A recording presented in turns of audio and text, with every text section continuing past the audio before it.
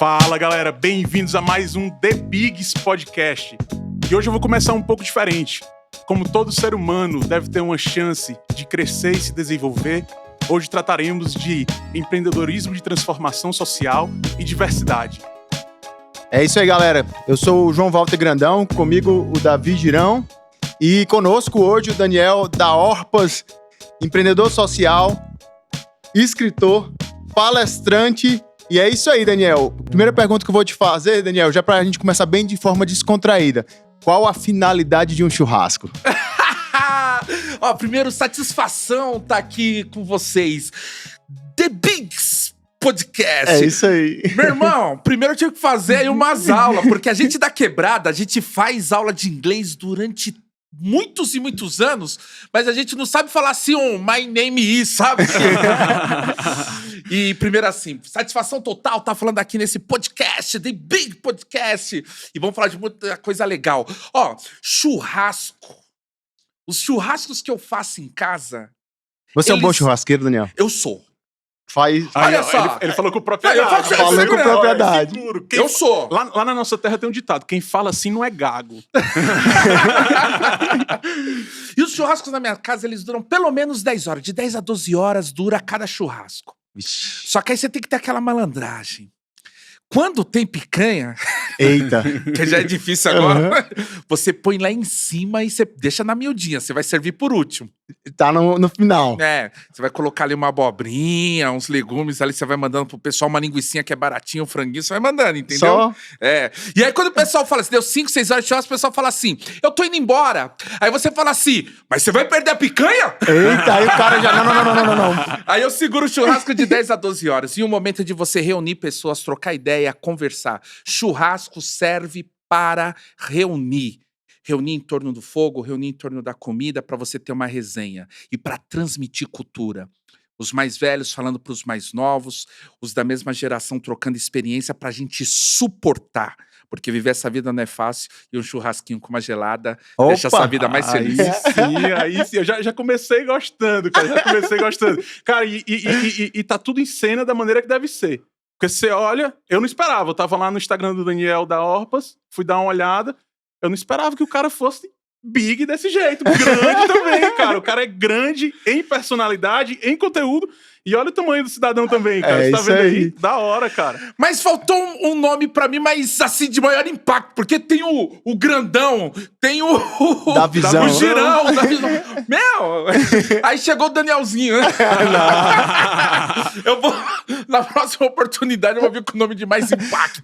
Não, mas Daniel da Orpas já é um nome de impacto. Já é um nome de impacto. Então, super da hora de ter aqui. Grande Daniel da Orpas. E... tá aí, a gente já aprendeu como fazer o gerenciamento de um churrasco, né? Opa, deixa a picanha pro final. E qual a finalidade dele, né? Exatamente. Daniel, conta pra gente como que foi essa ideia da Orpas aí, como que tudo isso começou. Já tem mais de 10 anos, né, que tem o projeto. Assim, eu já tive a oportunidade de conhecer o espaço, fantástico, né? Na verdade, tive a oportunidade também de comer uma excelente feijoada, pra quem quiser... Sonego Bistrô, feijoada aos sábados, né? E, na verdade, não, a partir de terça-feira a sábado, não é isso? Exato. Caramba, pessoal, anota aí, hein? Sonego Bistrô. Mas conta aí, Daniel, pra gente como que foi essa ideia, assim, da Orpas, como que tudo começou e como que tem isso se desenvolvido ao longo do tempo. 16 anos de Orpas.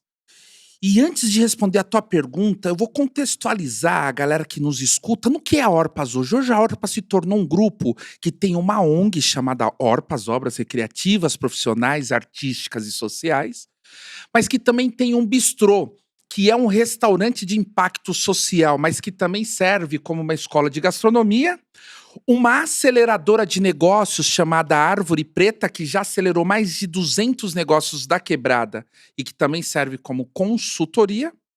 E temos o Troféu Periferia Brasil, considerado o Oscar das Quebradas, que realizamos há 15 anos. Tudo isso, em um entendimento maior, nós chamamos de Orpas, que começou há 15 anos em um quartinho que a minha mãe utilizava para passar roupa no quintal de casa. Eu cheguei para minha mãe um dia e falei assim, mãe, me empresta esse quartinho? Aí ela falou assim, mas pra que, menino? Eu falei assim, eu vou fundar a Orpas. Ela, o que é isso? Obras recreativas, profissionais, artísticas. Parei no meio pra dar aquela respirada, né? E social. Eu acho que a minha mãe pensou que eu tinha fumado um baseado, meu. Porque era na quebrada, na periferia, todo mundo muito doido, né? A milhão. E aqui a gente era pobre. Mas a gente era pobre de comer pé de galinha, de comer carcaça. A gente era pobre nesse sentido, sabe? De pegar um pacote de bolacha e eu comia uma e o meu irmão pegava a outra do pacote. Aí se um acelerava, o outro acelerava também. Pra comer de forma igual. Daniel, tu contando essa parte da comida, tem um tio meu que ele conta assim na época da infância dele, que na época quando eles eram 2 bifes pra comer, né? E aí ele falou assim, cara, falava pro irmão dele, ó, não deixa muito quente não, porque quando ele começa a esquentar, ele começa a diminuir, deixa ele bem quase cru, né? Assim. E era desse jeito a situação. Eu sou de Fortaleza, né? O Davizão também, mas também a gente começou com a minha família, pra dizer assim, bem humilde também. E era bem essa história também, assim, de olha, comer uma bolacha, uma pra mim e uma pra ti aqui. E se virou pro lado, pegava uma, né? Era isso. Então a gente veio desse contexto. Então minha mãe não entendia como que eu ia criar alguma coisa pra ajudar as pessoas, se do ponto de vista econômico nós tínhamos muito pouco a oferecer. Mas aí eu convenci a minha mãe, convenci o meu pai e a gente começou naquele quartinho. Muita coisa aconteceu desde então. Criamos moeda social, microcrédito, programas para crianças no contraturno, diversos cursos de empreendedorismo, dentre diversas coisas que fizemos. Montamos Orpas na Argentina. Ficamos lá liderando a operação durante 3 anos, depois passamos para a administração da própria comunidade. Fomos a convite da União Europeia para 3 cidades da Romênia, uma cidade na Espanha, para fazer trabalho por 1 ano nesses países. E foram mais de 50 projetos internacionais para 15 países diferentes que eu liderei. Caramba. Aquilo que começou no Jardim São Luís, periferia de São Paulo, e literalmente ganhou o mundo. Aí sim, hein? Daniel, hoje a Orpas, como você falou aí, tem o Sonego Bistrô, tem a própria parte de escola e formação também, que volta muito para os estudantes e também o pessoal da periferia. Tem também a Árvore Preta, que você comentou. E agora também, da visão, o Daniel escreveu um livro, né? O Caixa Preta, né? Conta um pouquinho pra gente como que foi essa ideia e isso aí tudo. Tipo, como é que você consegue dar conta? Caramba, tanta coisa assim e o Daniel tá em tudo com o dedinho dele se envolvendo. Conta pra gente como que você consegue dar. Cara, antes do Daniel falar aí, cara, eu não escrevi um livro não, mas eu já plantei a árvore. Então eu tô com 50% do caminho já. Então quando eu escrever o livro, aí eu vou chegar perto do Daniel aí, cara. Então, você já plantou uma árvore, Daniel, antes de responder? Ainda não. É bom que você plante, cara, porque eu sou um concorrente teu agora, viu? Sabe o que rola? O pessoal fala das realizações, a árvore eu vou deixar bem pro final, sabe? Porque eu fico com medo de fazer tudo agora e de repente alguém lá de cima olhar e falar, esse negão já fez a parte dele. E aí, meu, se afaste da luz, negão! Eu vou deixar essa mais pro final, assim, porque... Tá certo, aí quando eu for dormir, eu falo, Deus, ainda tenho coisas a realizar. É isso aí. Mas fala aí, como é que você dá conta de tudo, cara? Ó, o livro Caixa Preta, a jogada foi o seguinte, eu escrevo desde os 11 anos. Então tem pensamentos no livro Caixa Preta que são datados de 25 anos atrás. E você escrevia tudo? Eu escrevia. Então tem alguns livros escritos não publicados. Eu tenho participações de outros livros, um deles é Santa Amaro, que eu escrevi com meus professores do mestrado. Eu tenho uma participação curta no livro do Emicida, dentre outros. E aí o que eu fiz? Eu peguei o Caixa Preta para reunir esses pensamentos. Caixa Preta foi organizado simulando essa viagem de avião. Então tem capítulos que vai falar da organização das malas, do check-in, enfim, da viagem propriamente dito, da chegada. Então os pensamentos foram organizados dessa forma. Agora olha que interessante. Só foi possível reunir na Caixa Preta pensamentos de 10 anos, 20 anos atrás e pensamentos contemporâneos, porque eu me utilizei da linguagem poética. E a linguagem poética é aquela que perdura aos tempos. Verdade. Então tem coisas que eu escrevi com 14, 15 anos que parece que eu escrevi agora, porque a gente utiliza dessas parábolas. Então, o livro faz essa analogia à Caixa Preta, porque quando o avião cai, a única coisa que sobra é a Caixa Preta. Então são pensamentos importantes para essa viagem da vida. Então são coisas para nos ajudar a refletir. Fora isso, o livro tem participação especial na abertura de cada capítulo de grandes nomes, como Rep Rashid, Adriana Barbosa, idealizadora da Feira Preta, o próprio prefeito Ricardo Nunes, Iara, vice-presidente do PT de São Bernardo, tem o Alex, menino trans que está lá com a gente, Padre Bruno, Pastor Célio. Então, o Caixa Preta, até na tua participação, é da forma que eu enxergo o que é ideal de sociedade, que é tudo junto, misturado. Pastor com padre, com pai de santo. É coexistência, né? É isso. Então, ele também serve numa transversal para discutir isso. A gente consegue tocar projetos para a vida junto. No final de tudo, o que sobra da vida? Então, trouxe também a participação desses pensadores diversos, tudo na Caixa Preta. Daniel, eu sou fãzaço de livro, né? Assim, até porque eu tenho essa concepção de que livro não é efêmero, né? Então, permanece, né? Você tá falando aí de um livro, o Caixa Preta, e como você bem pontuou, o avião se destroça todo, mas a Caixa Preta tá lá. Se né? eterniza, os pensamentos se eternizam, né? Exato. Então, e seguem por gerações aí. E da visão, você sabe, né? Que pensar muito ou pensar pouco tem o mesmo... Como Trabalho. é que é? É o mesmo trabalho. E pensar não paga imposto, né? É isso. Sonhar não sonhar paga não paga imposto. imposto. É isso. A gente tá parafraseando ele, né? A gente tá citando ele, né? Vamos dar referência, né, cara? Então vamos sonhar grande, né? Claro, com Então vamos sonhar certeza. grande. É isso, da hora. Cara, a gente tá É um momento que eu gosto muito. De 4 em 4 anos. Eu não sou muito fã de futebol, mas de 4 em 4 anos ocorrem os Jogos Olímpicos. E eu sei que nos Jogos Olímpicos de 2016, Rio 2016, você teve uma participação legal que faz parte dessa história, que é algo global, que todo mundo acompanha. Conta aí um pouco mais pra gente como foi isso e também fala um pouco a respeito do sucesso que o Brasil tem feito de maneira diversa nesses Jogos Olímpicos. Eu vou contar uma inédita pra vocês. Isso aqui eu não falei em lugar nenhum. Caramba. Ó, Só no dia The me Bigs. ligaram, 2015.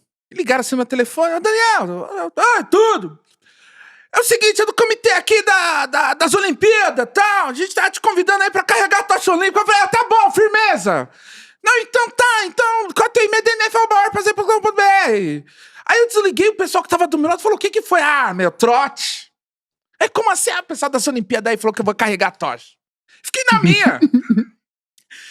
E eu tinha uma assistente muito boa, que era a Luana. E ela ficou com aquilo na cabeça. Eu falei, Daniel, mas isso é trote, você acha? Meu, quando chegou um dia antes, na semana, ela olhou assim, Daniel, tem uns e-mail aqui mesmo. Mas vê aí, deve ser aquele Deve ser negócio spam, né? pro pessoal pedir uma grana e tal, né? Vê aí, vê se não vai pagar nada aí, vê qual é que é. Ela, meu, não, parece que é isso mesmo. Eu falei, tá bom. E no dia antes de eu carregar a tocha olímpica, a gente estava até numa agenda do bistrô ali na comunidade, era 1h da manhã, ela, a mãe, tocha olímpica, né? Eu falei, putz, eu não tenho nem tênis, nem... Separei lá um menos velho e tal, não tinha nem roupa pra chegar lá pra pôr o uniforme. Mas aí foi, e não é que era pra carregar a tocha olímpica mesmo, tinha uma empresa de carro que estava me patrocinando, que a minha história chegou até eles, e aí eles trouxeram essas pessoas que geraram impacto pelo Brasil, selecionaram alguns, do qual tive a graça de ser escolhido. E carreguei aqui no trecho em São Paulo, muito emocionante. Porque é o seguinte, quando você vê preto correndo e policial atrás, vai dar merda. Mano, que imagem linda. A galera pode ver na minha rede, Daniel da Orpas, tem lá algumas imagens. Você vê assim, ó. Não é porque vocês estão vendo aqui na imagem, quem tá ouvindo não, mas eu sou preto, mas sou aquele preto meia-noite, sabe? Não é 18 horas aqui, marronzinho, é preto mesmo. Então, a gente correndo ali, ó, a Guarda Nacional fazendo a escolta. Você tava no pique, Daniel? Tava em forma? Como é que você tava? Mano, só aquele piquezinho do nosso molejo. do molejinho. Só não. E aí você vendo aquela polícia correndo atrás da escolta, né, meu? A galera vibrando e tudo mais. E a patrulha da fumaça lá, o jato passando em cima. Pô, emocionante. Caramba. Emocionante. E aí tive a oportunidade de receber a tocha de presente, tá lá na comunidade, a tocha olímpica para as pessoas do dia a dia verem, tirarem foto. e foi um momento muito importante da minha vida. E aí essa representatividade que eu estou dizendo em 2016, a gente vê hoje, né, como por exemplo, o símbolo da Olimpíada lá em Tóquio, uma japonesa negra, né, com muita expressividade, com muita visibilidade. Verdade. Então a gente vê essa pauta tanto das questões étnicas e como dessa questão da igualdade de gênero chegando para ficar. Inclusive, né, nesse ano aqui nos Jogos Olímpicos de Tóquio estão acontecendo várias competições mistas, né? Tanto na natação quanto no judô. Esse ano foi um ano que isso realmente foi incorporado, né? Já de começar a ter equipes mistas e também isso parece que vai se ter em outros jogos também, em outras competições. Já estão avaliando como fazer essa estruturação, né? Ontem teve o Brasil no judô, né? Competindo. E tem também o lance já também na parte da natação, que eu vi ontem que quem ganhou, acho que foi o Reino Unido, né, que ganhou. Mas já tem isso, está se estruturando isso também para outros esportes, né? Então isso é uma coisa bem interessante que você comentou aí. A gente tem que entender que a sociedade mudou. Sim. Que aqueles comportamentos que nós, homens, machistas, o patriarcado que nós tínhamos há uma década atrás, que não cabe mais. Que muitas músicas que o Racionais cantava há 10 anos atrás, 20 anos atrás, que não cabe mais. Como o próprio Mano Brown tem dito isso. Então tem muitas piadas, muitos programas humorísticos de 10 anos atrás que era aceito, que tinha um contexto que não cabe mais, porque a sociedade evoluiu. E que bom que evoluiu, que não somos pedras, que somos seres humanos que aprendemos com a nossa própria história e que a gente pensa, reflete, que a gente se adequa, que a gente evolui enquanto indivíduo. Eu acho isso lindo, maravilhoso. Sim. Cara, isso aí você fala, eu lembro agora do Bruce Lee, né? Que ele fala, be like water, my friend. Seja como água, meu amigo. Então, a água, se você coloca num copo, ela toma a forma do copo. Se tá por fora do copo, ela se apodera do copo. Então, assim, seja como água, né? Então, é bem isso. Evoluir a cada passo, a cada geração, né? Então, acho bem interessante isso aí que você tá falando. Mas, cara, o que você tá achando dos Jogos Olímpicos? Rebeca de Andrade aí, a Fadinha. A Fadinha tirando onda, 13 anos de idade. Eu acompanhei as matérias da Fadinha, assim, quando surgiu ela, alguns anos atrás, e já era lindo de ver, né? E ver ela chegar agora nas Olimpíadas, ter destaque, ganhar medalha e tirando onda, eu acho que isso mostra que, independente de tudo, a gente tem que ter essa leveza das crianças, a gente tem que tirar onda. Os jogos, o esporte, ele tem esse caráter. Esse espírito olímpico, que né? não se pode perder. E você vê, quando isso não é levado, essa leveza não é trazida, essa inocência da criança, o peso que dá mesmo para quem tá à frente. Perfeito. O peso que dá mesmo para quem vai para ganhar, que fala assim, eu não vou, eu não aguento, eu não tô bem comigo mesmo. Foi o caso aí da Simone, né? Por exemplo, obviamente eu não tô aqui, né, trazendo ela como culpada, tô dizendo assim, esses esportes de alto rendimento, a gente tem que entender que por trás somos seres humanos que temos as nossas limitações. Perfeito. Então acho que traz um pouco disso. Então tem que ir lá, tem que dançar, tem que tirar onda, ganhando ou perdendo. Verdade. E aí a gente vai aqui ver a Rebeca, toda a questão da superação, né, que ela traz, né, mulher negra, e vem e traz a medalha. E a música que ela entrou foi Baile de Favela. Funk. Belíssima, né, coreografia, belíssima execução, muito. Né? Então é muito louco, né, porque a gente tem que apresentar a favela, esse lado positivo da favela, a favela nas Olimpíadas, a favela que eu trago na minha história, na minha construção. A gente não pode deixar somente esses programas sensacionalistas de televisão mostrar a favela sempre com morte, sempre com os delitos, que também faz parte da realidade e que a gente está lá para lutar contra isso. Mas e o lado positivo? E os saraus? E os escritores? A cultura, né? E a cultura, e os professores? E os projetos de impacto social? E daí, mais uma vez, né, uma baita oportunidade de estar aqui, quero mais uma vez agradecer de poder estar contando a nossa história. A gente que agradece essa presença, grande presença ilustre, né, do Daniel da Orpas. Cara, aí assim, a gente fica feliz e tudo, mas tem muito romantismo por trás, né? Eu tava dando uma lida a respeito da Fadinha, né, no skate e tal. A cidade dela, pra você ver, né, a gente tem uma pessoa que chegou hoje no topo, você pode dizer que ela tá no topo, ela só tem 13 anos, cara. Ela tá no topo. E vai decolar como um foguete cada vez mais, né? Mas na cidade da menina não tem uma estrutura, os auxílios que um atleta precisa. Muitas vezes o pessoal fazendo vaquinha, custeando do próprio bolso, sem estrutura para treinar, que aquilo não é o teu trabalho principal, não são atletas profissionais, às vezes que trazem grandes resultados, né? E a gente não pode romantizar muito isso também. O que você acha disso, Daniel? Se eu não me engano, os números foram 40, 44 atletas que tiveram que fazer vaquinhas porque não teve apoio do governo e nem de empresa, não teve patrocinadores para chegar até a Copa, né? Isso é uma vergonha. Agora, isso é uma vergonha que tem a ver com esse governo, né? É esse governo que não apoia o esporte, esse governo que não apoia a cultura. Tivemos também um episódio da Cinemacoteca. É isso? Trava-língua, é isso mesmo. Eu não vou nem tentar pra gente.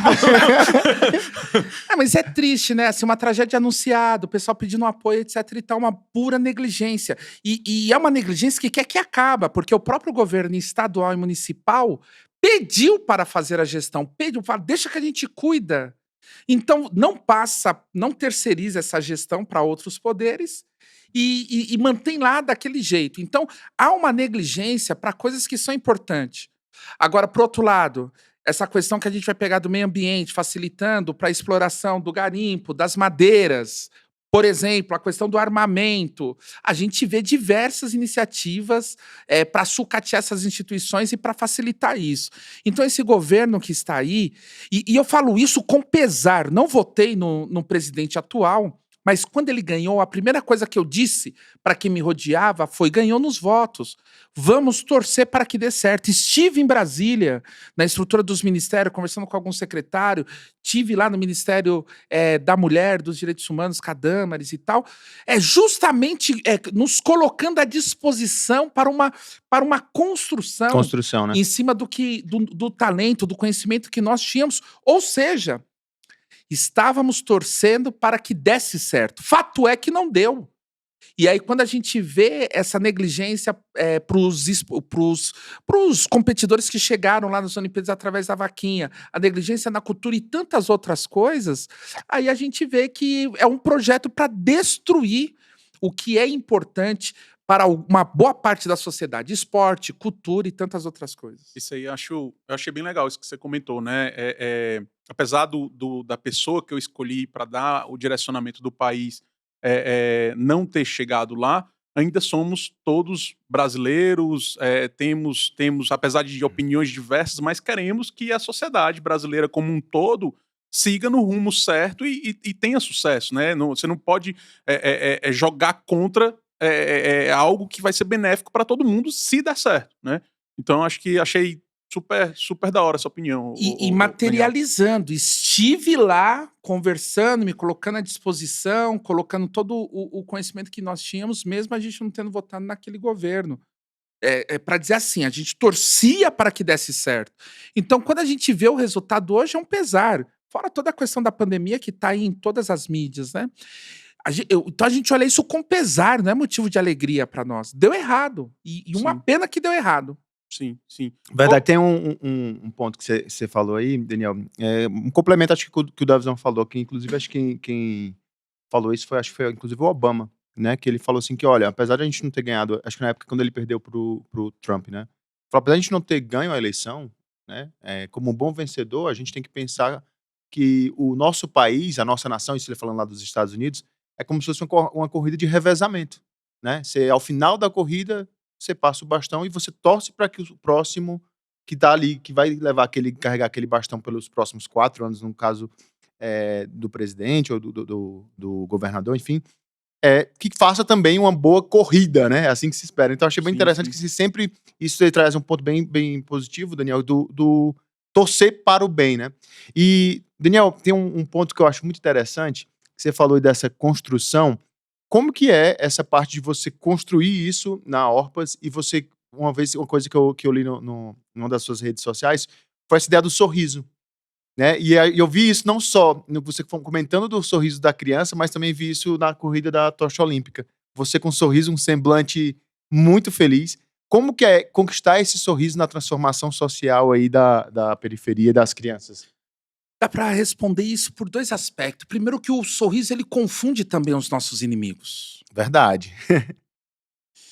Então o sorriso, na quebrada, na periferia, ele tem algumas funções, ele não é algo simples, né, aquele senhor, aquela senhora que acorda 4, 5 horas da manhã, sorrisão no rosto, vai lá, 2, 3 horas de busão, né.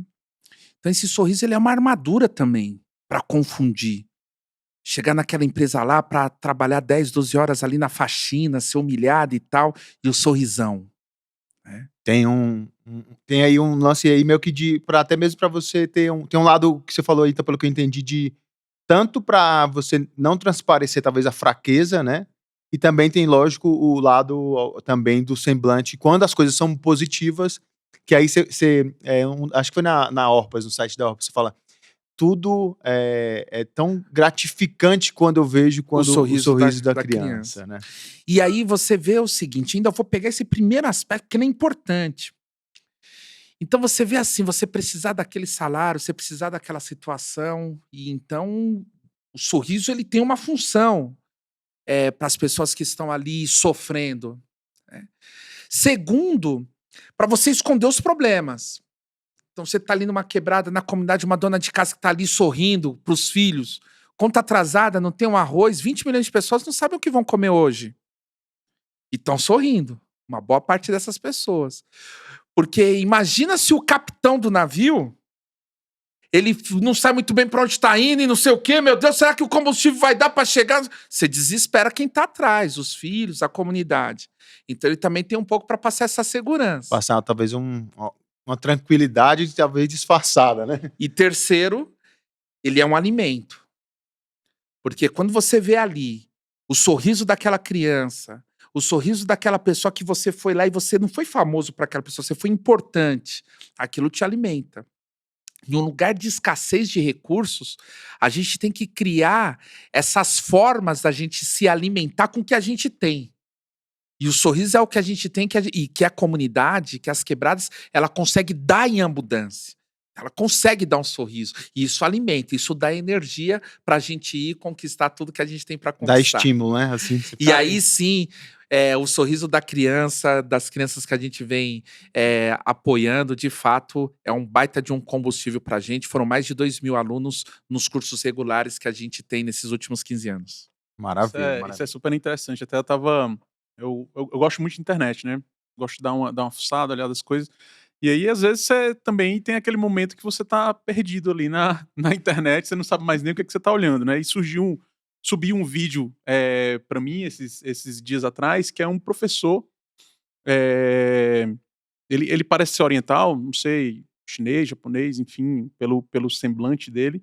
E ele tá para entrar na sala, ele baixa a máscara, então é um vídeo meio que recente, e você vê a expressão dele meio como se estivesse triste ou ele não tá feliz. E ele força o sorriso umas 3, 4 vezes, e aí ele segura o último sorriso e entra para a missão dele, que ele vai construir ali, ensinar, educar futuros adultos, né? Então, que vão trazer um impacto na sociedade, e ele tem que, de fato, mesmo com as amarguras, com a dor dele, ele tem que ir lá e fazer a missão dele sorrindo para que as crianças sejam felizes e não compartilhem de algum sofrimento, alguma coisa. Eu achei esse vídeo. Isso foi a minha interpretação Não, do vídeo claro. também, quando eu vi, tá? Então achei super legal isso. E olha que legal, né, eu tô falando aqui de um lugar ali da comunidade onde há essa escassez econômica, mas vou jogar para outra ponta. Até quem tem muito dinheiro, como é difícil sorrir para quem tem tudo. Você tem tudo e é difícil sorrir. Tantas pessoas famosas com muito dinheiro que caíram na depressão, tá aí, é um problema atual, né. É difícil sorrir. Ah, cara, É e ainda mais difícil. Eu vou falar uma coisa aqui, eu tô lendo um livro agora, Davi e Golias.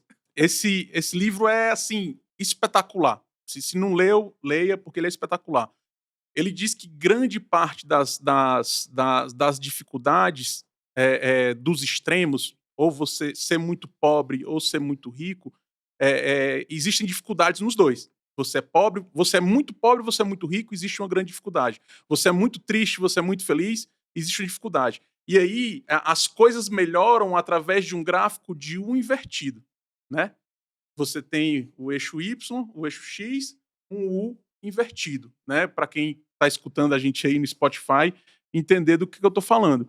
Então, se você é muito pobre, você não tem acesso a certas coisas. Se você é muito rico, você tem acesso àquilo tão fácil que se torna simples. Então, o topo da tua vida, da tua felicidade, do teu bem-estar, não é quando você é muito rico, que às vezes o pessoal pensa, se eu fosse milionário, não, é ali no meio termo de força e fraqueza, dificuldade e glória, entendeu? Então, assim, tem até estatística. Qual é o melhor ganho anual para você educar uma criança? Aí ele tem um valor X. Porque se o cara é muito rico, teu filho te pede uma coisa, tu não pode negar para ele. Pô, tu anda de Porsche, como é que tu não vai me dar tal coisa? E se tu for muito pobre, de fato, tu não tem. Então, mas quando tu tá ali naquele meio termo, tu pode dizer, opa, esse mês não dá. Mas quem sabe daqui a 2, 3 meses e a coisa é equilibrada, né? Então é o U invertido. Eu achei isso super interessante e eu observei isso para muitas coisas. Aí tem um lance que tu falou aí, Davizão, que é um lance até da curva do flow, né, que eles chamam, né? Que não pode ser, a pirâmide em si não pode ser tão extensa para você não ficar, digamos assim, frustrado porque você não conseguir escalar a pirâmide, né? E nem pode ser tão achatada para você não lhe dar motivos, né? Não tem nenhum ganho de sair da minha condição para aquela próxima, né? Porque vai gerar tédio, né? Então eu achei bem interessante isso que tu trouxe, porque é exatamente uma ideia de tipo, poxa, tem que ter ali um pouco da condição de equidade ali, Perfeito. um pouco Boa. de... Questão, é que nem quando você vai jogar videogame, né? Você, pô, essa fase tá tão difícil, cara, que eu tô frustrado aqui. Ou se não estiver tão fácil, eu tô entediado, né? Sim, e daí a necessidade da gente fazer esses trabalhos de impacto social, engajar a sociedade aí, para que a gente possa discutir felicidade do jeito que nós estamos falando aqui. Não uma infelicidade ocasionada porque a pessoa não tem o que comer. Sim. Sabe, essa situação que a gente vive de miséria extrema no Brasil, como falar de felicidade para essas pessoas se as necessidades mais básicas das pirâmides de Maslow, né, que Maslow ali são, não tem, né? não estão sendo satisfeitas? Então é isso. Então a gente tem que mobilizar a sociedade para tirar todo mundo da extrema miséria e trazer para a pobreza, não da extrema miséria. Pelo menos agora a pessoa consegue comer, ela tem a casa, tá tranquilo, bacana. Para a gente poder discutir outras questões, é que não seja da pessoa sobreviver ou não. Repito um dado: 20 milhões de pessoas que não sabem o que vão comer hoje. Não dá para a pessoa pensar em mais nada se ela não sabe se vai comer ou não. A gente tem que resolver isso para a gente discutir outras questões Daniel, da sociedade. você chegou no ponto aí que eu queria muito te perguntar isso, né? Você me falou que há 15 anos nascia a Orpas e você disse que nasceu de um contexto muito escasso, e hoje a gente vê a Orpas e vê o fenômeno que ela é na periferia, na sociedade, e o impacto que ela fez até fora do Brasil. E a pergunta que eu te faço é como que você consegue, lógico, com todo o apoio das pessoas que estão em volta de ti, trazer essa parte do empreendedorismo social? Né, que eu acho isso fantástico, e eu concordo muito com esse ponto que você falou da pirâmide de Maslow, de você atender às necessidades básicas, e a partir daquele passo de você atender às necessidades básicas, você conseguir fazer isso, essa construção do empreendedorismo social. Como que você consegue fazer isso, e como você falou, e já deu esse contexto, no cenário de escassez? Consigo primeiro através de um entendimento, olha só. Entendimento que nós fracassamos enquanto sociedade. Esse modelo dos bancos, das grandes empresas, de se acumular o capital e deixar milhares às margens, ele não é sustentável. E não é sustentável porque eu não acho sustentável. Tem donos de bancos achando isso. Tem muitas pessoas com grana falando isso não funciona assim. Ou a gente traz todo mundo para uma situação mínima, porque senão não vai adiantar brindar carros, subir muros para conter as pessoas que ficaram nas periferias dessa construção, às margens. Não será suficiente blindar carros, subir muros. Partindo dessa compreensão, a gente entendeu que a pirâmide do Brasil, que é diferente de outros países, onde a gente tem, na média, 100 vezes a diferença de salário do cara que está no topo da empresa para o que está na base, ou seja, se o faxineiro da empresa ganha 1.000, o presidente está ganhando 100 mil, 100 vezes a diferença. Em outros países, essa diferença é 10 vezes. Então tem um faxineiro na empresa, só que o faxineiro da empresa ganha 10 mil e o presidente ganha 100, a diferença de um para outro é 10. Essa pirâmide um pouco mais achatada, um pouco mais humana. Então o cara com 10 mil, ele tem o carro, ele tem a empresa, ele consegue, enfim. E ainda se sente motivado para querer subir na pirâmide, né, pelo que eu tô... Então o que acontece? Eu fui começando a entender que a CLT é um novo processo de escravidão no Brasil. Pô, Daniel, mas é os direitos, etc e tal. Claro que é direito. Claro. Óbvio que eu não tô falando disso. Ainda é o mínimo necessário.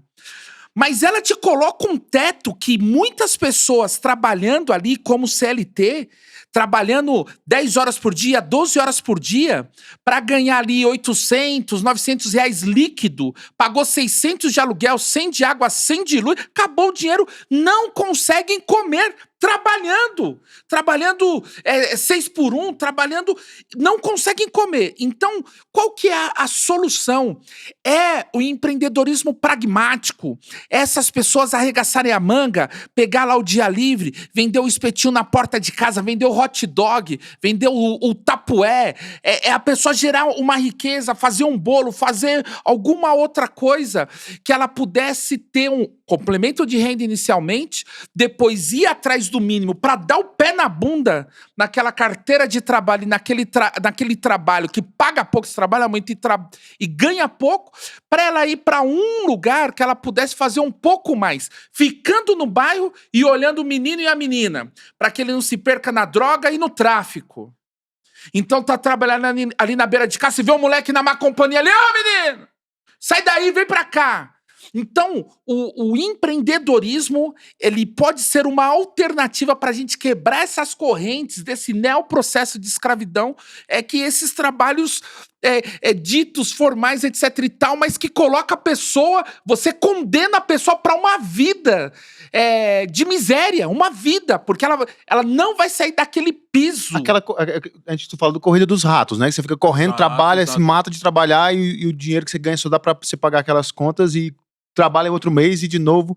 E aí você trouxe um ponto que eu acho muito incrível, que é inclusive um dado aqui do contexto brasileiro, que é isso que você comentou aí, que no Brasil, mulheres empreendem mais do que homens.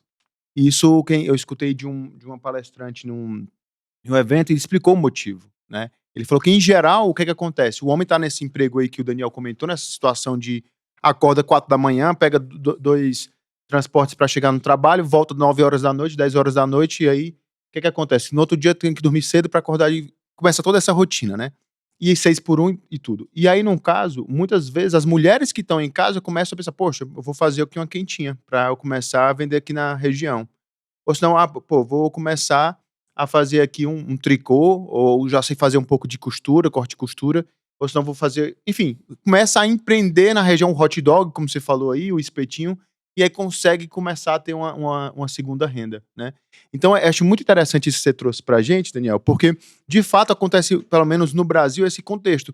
Ou empreende quem tem muitas condições e ali tá sendo apoiado pelos pais, muitas vezes, né? Que é um contexto, ou realmente essa pessoa da periferia que tá querendo complementar uma renda. E aí essa classe que fica entre a classe mais baixa e essa classe muito rica não consegue empreender porque tá ganhando um salário maior e aí fica naquele meio que trave.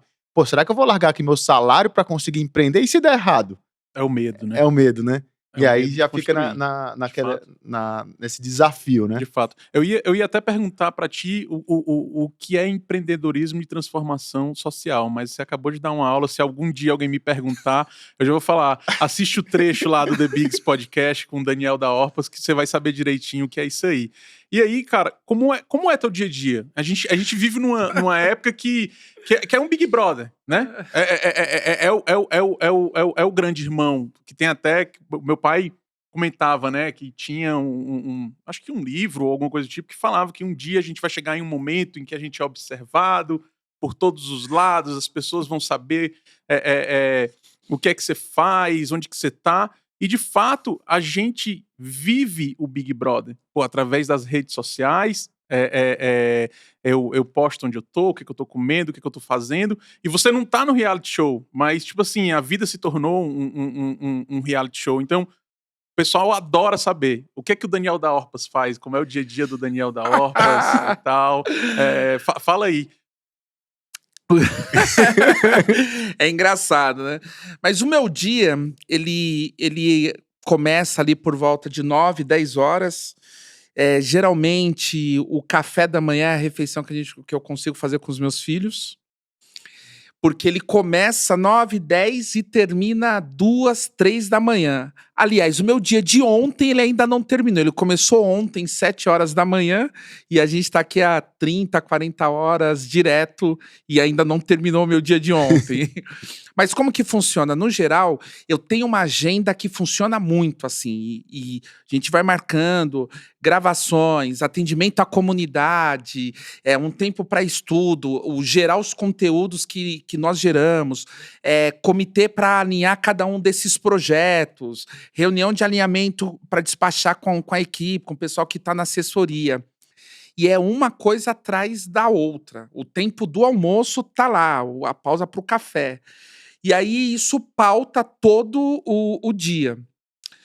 Na parte da noite, mais para a noite, a gente marca compromissos que possa ser mais descontraído.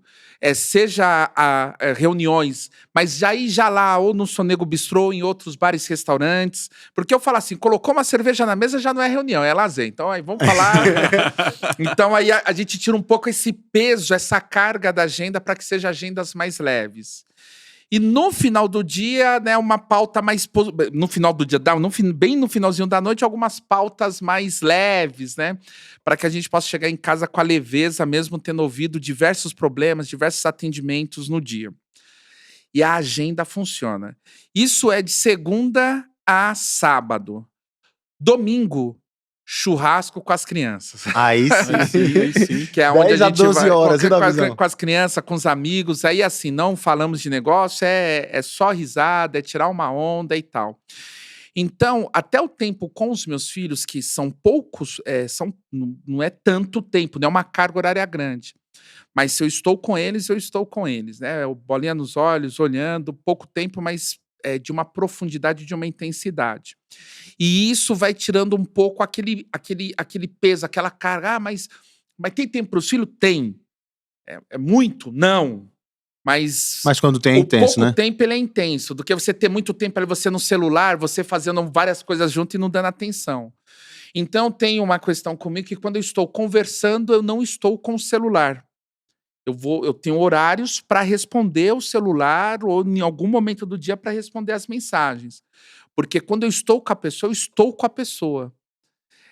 E aí eu também não tenho relógio. Quando eu estou com a pessoa, eu não olho no relógio. Se tiver algum outro compromisso, quem vai me dar dica, falar, Daniel, temos que interromper essa coisa, é a assessoria. Porque eu estou inteiramente naquele momento. Para mim não existe mais nada. Eu estou aqui com você, Para mim não existe mais nada. Para mim o mundo parou. Né? Os problemas, as contas para pagar, o dinheiro para captar, a reunião, ficou tudo para fora. E aí eu estou aqui. Então eu entro nesse estado de transe para eu poder fazer uma entrega como se o mundo fosse acabar.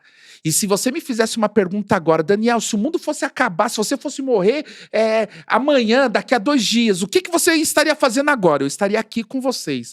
Porque Gravando não existe né? nada mais importante do que o que eu estou fazendo no momento, no presente. O futuro talvez a gente não alcance. E o passado, ele é uma ilusão que nos tira do presente. O que existe é o presente, é o aqui e o agora. Então toca a minha agenda assim, e aí as construções elas são intensas, elas funcionam, porque elas são com profundidade.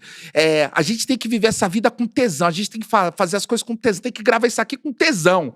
Né? A gente tem que ir trocar ideia com o filho com tesão. A gente tem que ir fazer compra no mercado com tesão. Falar, põe mais um negocinho aí, dá um brinde aí, pô, qual é que é? Dá um brilho aí, né? Ei, cara, o cara Tudo me deixou na vida. quase hipnotizado agora, cara. O cara é muito bom, cara.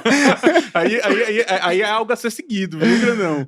Qualidade e intensidade, eu resumiria. Tá aí, Daniel da Orpas, qualidade e intensidade. Você já pode adotar, cara, até o slogan se você quiser, cara. Daniel, cara, fala um pouquinho pra gente aí dos projetos futuros do Daniel da Orpas. Como que, assim, como você falou, intensidade total nas coisas que você faz.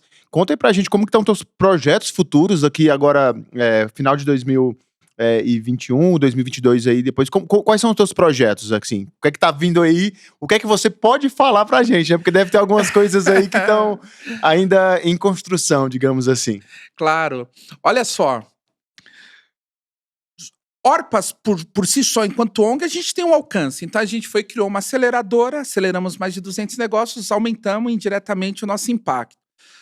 A gente percebeu que isso ainda não era o suficiente. Então, no ano passado, a gente foi para uma influência política, porque tem algumas práticas da Orpas, se a gente transforma em projeto de lei, impactaria toda a cidade, ou todo o estado, ou toda a nação.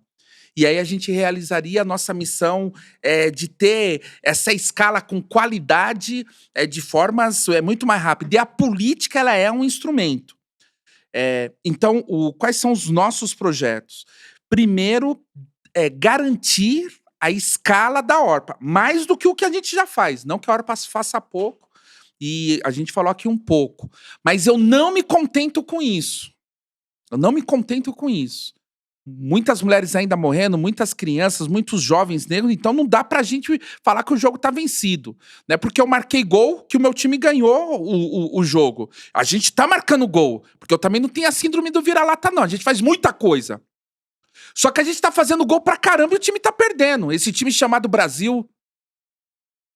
Então ainda tem coisa pra gente fazer. Então, peraí, Então talvez aqui a gente tenha que sair do ataque pra ser o técnico da seleção.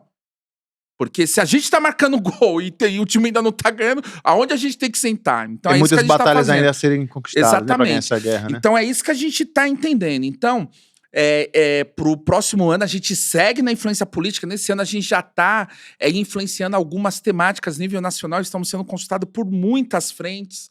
A Orpas foi esse lugar, nas últimas campanhas para presidente, foi uns 3 presidenciáveis lá na nossa laje para trocar ideia, porque queriam entender mais de periferia. Foram 50 candidatos a deputados trocar ideia, porque queria entender. 2 ou 3 candidatos a senadores e 1 ou 2 candidatos a governador foram lá trocar ideia. Então a gente passou a ser uma referência, uma parada para quem quer entender um pouco mais desse negócio chamado Brasil. Esse Brasil da maioria, não o Brasil da minoria. Para o próximo ano, a gente segue firmes e fortes, influenciando para que a gente tenha políticos melhores e, se for necessário, a gente sentar nessas cadeiras, porque a gente entende que é necessário para dar escala para os nossos sonhos e projetos. Para esse ano, estamos conversando com um grupo grande universitário que detém mais de 70% dos alunos universitários no país para fazer o Troféu Periferia Brasil regionais e fazer um grande evento em São Paulo. Estamos aí caminhando para firmar o termo de cooperação, então o Troféu Periferia Brasil pode ganhar uma escala absurda. E estamos desenhando um curso de formação de impacto social, de cidadania e de conhecimento das estruturas políticas para escalar e fazer para o Brasil todo. Então, esses são alguns pontos. No pequeno, no micro, estamos retomando cursos de empreendedorismo, curso de gestão de restaurante e gastronomia, o curso Escola de Talento para crianças de 4 a 14 anos, inspirado na Escola da Ponte, Educação por Projetos. Agora, em agosto, começa, estamos com inscrições abertas. Agendas de palestras a milhão abertas para a gente ir nas igrejas, nos becos, vielas, universidades, empresas que queiram pensar os seus processos no ganha-ganha, olhando todas as etapas, toda a sua rede de stakeholders. Então, também estamos com a agenda de palestras abertas, já estamos fazendo bastante. E rodar agora com o lançamento do livro. Fizemos a primeira no A Chacrinha, aqui na Vila Leopoldina, em São Paulo. E agora agendas de lançamentos de livro. A ideia é a gente rodar no segundo semestre Brasil, diversas regiões fazendo lançamentos em comunidades, universidades e escolas. Então estamos rascunhando uma agenda vindo por dentro do Brasil e voltando aqui por fora para a região do litoral. Para o primeiro semestre do próximo ano, nosso sonho é fazer uma turnê pela Europa, e lançamento também do livro lá. O Caixa Preta ele é feito português e inglês, então nos possibilita também a gente estar rodando outros países e estamos armando, dialogando para no primeiro semestre do próximo ano fazer uma turnê pela Europa lançando o livro. Maravilha, maravilha, Daniel.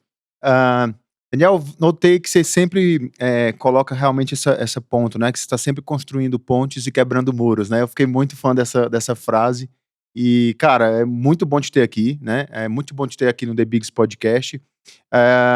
Vou fazer uma última pergunta, Davizão. Ou tu quer mais umas 10 perguntas aí? Cara, acho que dava pra passar o dia inteiro aqui, cara, conversando com ele, mas caramba, cara, impressionante. Mas manda brasa aí, Grandão, manda brasa que aí depois eu faço algumas colocações aqui também, e aí a agenda dele tá 30 horas no ar, sintam-se privilegiados, porque o Daniel da Orpas veio aqui, cedeu o tempo dele, agradecer a Vânia também, que tá ali no backstage quietinha, pra não gerar nenhum ruído, mas já deixa aqui o salve, um abraço pra Vânia por estar aqui com a gente. Agradeço também ao Marcos e ao Renan, que me permitiram fazer o contato, essa ponte aí com o Daniel.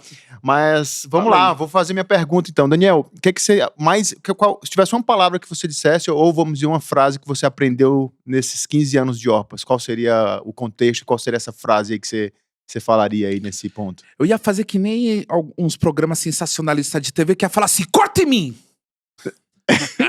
A maior distância que você vai percorrer para realizar os teus sonhos está entre a tua cabeça e o teu coração.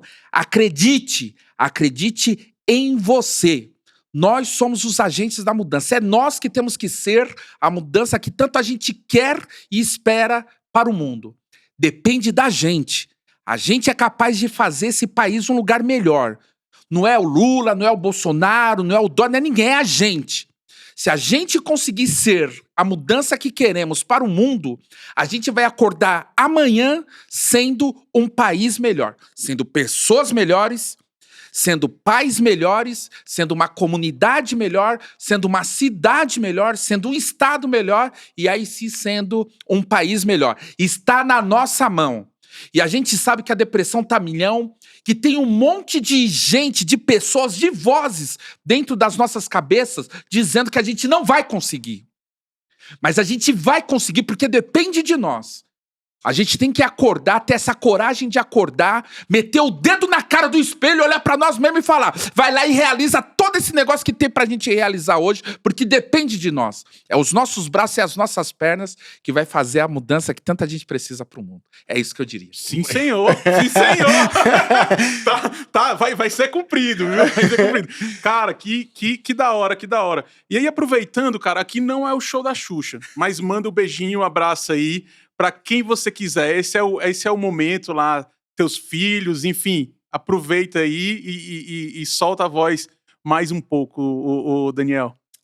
Eu vou mandar um beijo em especial pro meu filho Cairu, 9 anos, que ele estava bem chateado e veio conversar comigo dizendo que ele estava muito triste com todas as pessoas que morreram na pandemia. E ele dizendo assim, papai, eu não fiz nada. E a gente teve uma conversa longa e ele triste, ele falando, não mereço viver porque eu não fiz nada para ajudar essas pessoas.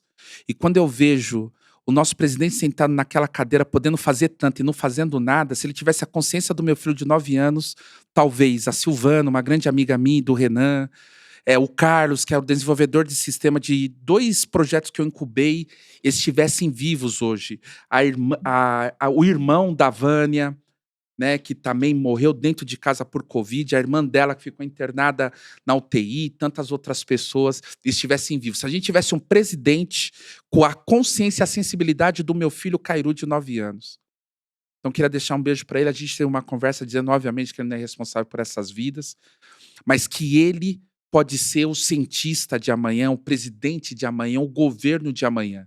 E para isso ele só tem que ser criança. E fazer o que ele está fazendo hoje, que é estudar e ser um bom filho, não por culpa. Ele vai ser cientista, vai ser governador, presidente, artista, amanhã não por culpa. Ele vai ser porque ele vai realizar o propósito de vida dele. E que nesse momento ele só tem que ser criança.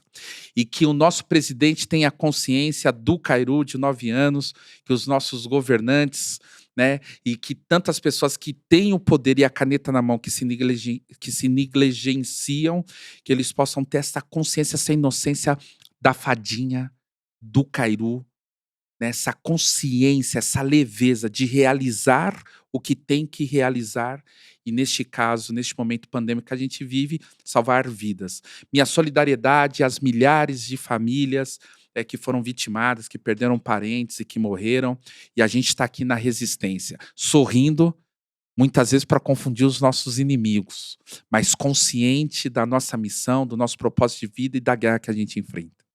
Opa! É isso aí, É cara. isso aí. É isso aí. Eu acho que agora não tem mais o que dizer, Não né? tem mais o que... Cara, eu queria só dizer uma coisa, ô Daniel da Orps.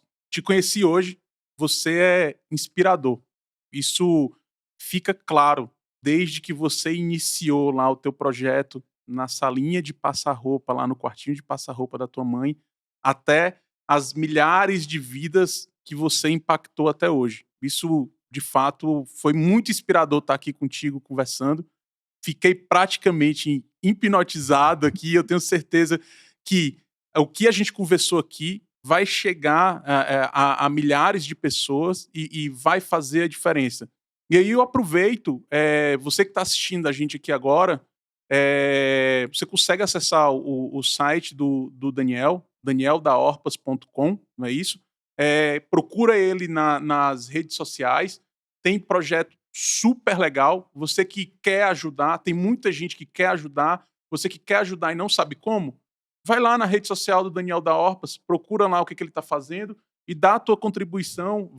Vamos ser uma sociedade melhor, né? Então, acho que é isso, esse é o sentido final da vida, é a gente contribuir para uma sociedade melhor. Então vamos fazer o seguinte: as 10 primeiras pessoas que estiverem nos escutando, que me chamar lá no direct do Instagram, Daniel da Orpas, dando um salve falando do The Biggest Podcast, manda o teu endereço que vai ganhar um livro lá pra gente. Eu vou despachar pros 10 primeiros que curtir lá o meu Instagram e mandar lá o endereço falando: ouvi vocês lá no The Biggest Podcast. Os 10 primeiros, corre lá no meu Instagram lá que os 10 primeiros que chegar vai ganhar o livro. Deu uma loucura aqui, é isso aí.